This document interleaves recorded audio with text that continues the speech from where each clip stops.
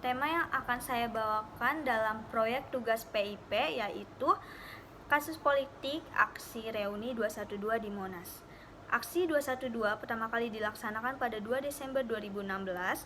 Aksi yang diklaim dihadiri oleh 2 juta orang itu menjadi sorotan media luar negeri. Asal mula dari penjarakan Ahok hingga jadi anggota tahunan, apakah semuanya demi agama atau ada unsur politik di dalamnya? Apabila dipandang dalam lanskap politik di Indonesia, Reuni 212 memiliki hubungan erat dengan pemenjarakan Ahok dan membuatnya turun dari jabatannya. Oleh karena itu, banyak yang memandang Reuni 212 merupakan gerakan massa yang erat dengan politik dan kekuasaan, namun dibalut dalam nama agama. Hal itu dapat dilihat dalam sejarah Reuni 212 dari momen Pilkada DKI 2017 dan Pilpres 2019. Masa Reuni 212 mendukung calon tertentu yang sedang mengincar kedudukannya sebagai gubernur pada waktu itu. Aksi 212 bermula karena calon gubernur petahana DKI Jakarta Basuki Cahayapurnama atau biasa disebut Ahok dikritik menistakan agama Islam. Dalam pidato Ahok ketika melakukan kunjungan di Kepulauan Seribu pada 27 September 2016, Ahok mengungkapkan kegemarannya ketika ada sejumlah oknum memprovokasi masyarakat dengan memanfaatkan surat Al-Maidah ayat 51.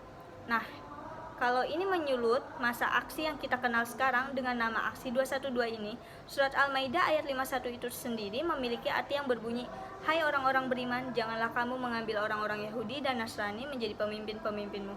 Sebagian mereka adalah pemimpin yang bagi sebagian mereka yang lain. Barang siapa di antara kamu mengambil mereka menjadi pemimpin, maka sesungguhnya orang itu termasuk golongan mereka. Sesungguhnya Allah tidak memberi petunjuk kepada orang-orang yang zalim." Sehubung dengan isi surat Al-Maidah ayat 51 itu, pidato Ahok yang dipermasalahkan masa aksi 212 adalah pengalan atau kutipan pidato Ahok berikut ini. "Kan bisa saja dalam hati kecil Bapak Ibu gak pilih saya karena dibohongin orang pakai surat Al-Maidah 51, macam-macam itu. Itu hak Bapak Ibu. Kalau Bapak Ibu merasa gak bisa pilih karena takut masuk neraka, dibodohi begitu. Oh, gak apa-apa karena ini panggilan pribadi Bapak Ibu." Sontak rekaman pidato Ahok yang beredar di sosial media itu mendapat respon yang berujung pada tuntutan pemenjaraan Ahok. Rekaman pidato Ahok itu juga menjadi senjata utama untuk menurunkan Ahok dari jabatannya dan sekaligus mengkritik Ahok sebagai penista agama Islam. Ahok dilaporkan ke pihak berwajib dengan tuduhan menista agama Islam. Pihak berwajib merespon laporan itu dan melakukan penyelidikan. Masa aksi 212 terus mengawal proses penyelidikan kepolisian sampai tuntutan terhadap Ahok yang dikoordinir oleh Ormas Islam mencapai keberhasilannya. Selama aksi tersebut, sejumlah tokoh turut terlihat di lapangan aksi 212, antara lain Rizik Syihab, Ustadz Kondang Arifin Ilham, dan Jenderal Polisi Tito Karnavian yang waktu itu masih menjabat sebagai Kepala Kepolisian Negara Republik Indonesia. Pada akhirnya polisi menahan Ahok dan menetapkan sebagai tersangka. Ahok juga turun dari jabatannya sebagai Gubernur DKI Jakarta pasca aksi 212 dengan agenda utama menuntut Ahok di penjara dengan tuduhan menista agama Islam. Aksi 212 berkembang menjadi agenda tahunan. Masa aksi 212 menjadi pengkritik pemerintah. Masa aksi 212 yang terdiri dari anggota FPI Gerakan Nasional Pembela Fatma Ulama atau GNPF dan Persaudaraan Alumni atau PA 212 ini pada 2020 meminta pemerintah untuk menindak tegas.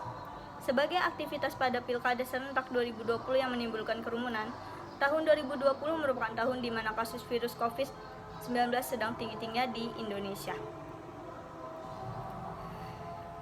Menurut saya, adanya demo aksi 212 merugikan keduanya dan merugikan masyarakat yang ikut berdemo tersebut, yaitu Ahok maupun Rizik.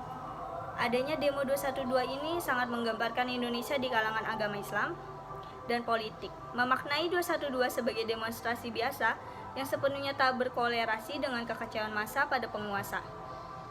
Juga akan menjadi tafsir yang naif di balik makna tersurat itu. Tanda tanya soal apakah aksi itu memiliki muatan lain yang sengaja disembunyikan pada publik menjadi tak terelakkan.